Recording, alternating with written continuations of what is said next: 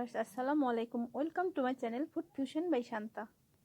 আমি কাঁচামরিচ ও ধনেপাতা দিয়ে দেশি কই মাছ ঝোল করব। প্রথমে আমি একটি কড়াইয়ে 2 চা চামচ তেল দিয়ে দিলাম।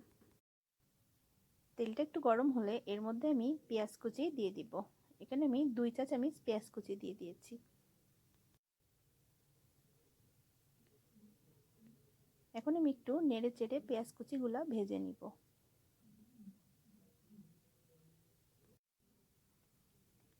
পেঁয়াজ কুচিগুলো একটু নরম হলে এর মধ্যে আমি দিয়ে দিব রসুন বাটা 1 চা চামচ, আদা বাটা দিয়ে দিব 1/2 চা চামচ,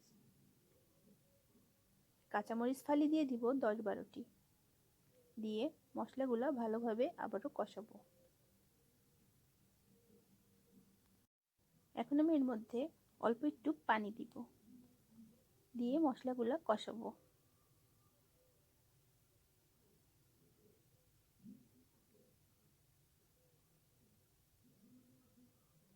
এখন এর মধ্যে আমি দিয়ে দিব লবণ স্বাদ মতো, দিয়ে আবার একটু নেড়ে চেড়ে কষাবো।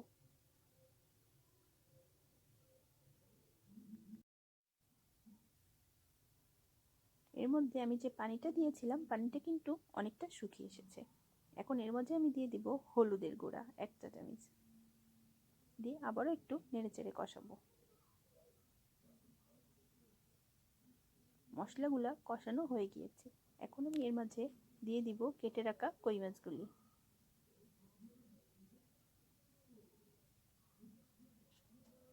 মাছগুলি দিয়ে ভালোভাবে মশলার সঙ্গে কষাবো।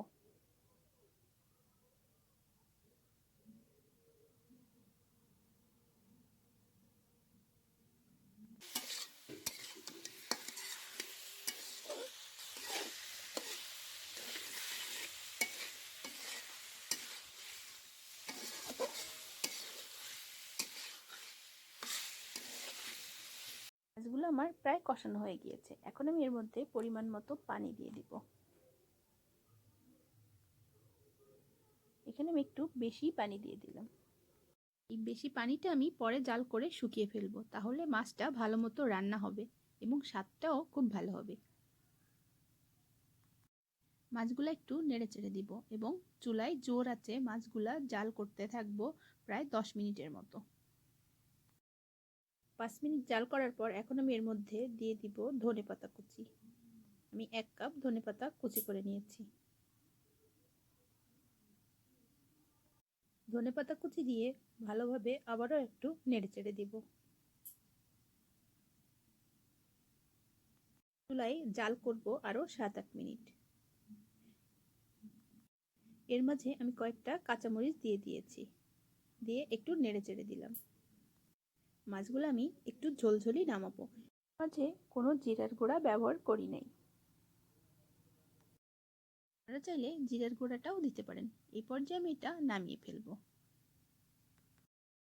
হয়ে গেল আমার কাঁচামরিচ দিয়ে দেশি কই মাছের রেসিপি। আমার রেসিপি যদি আপনাদের ভালো লেগে থাকে অবশ্যই আমার চ্যানেলটি সাবস্ক্রাইব করবেন।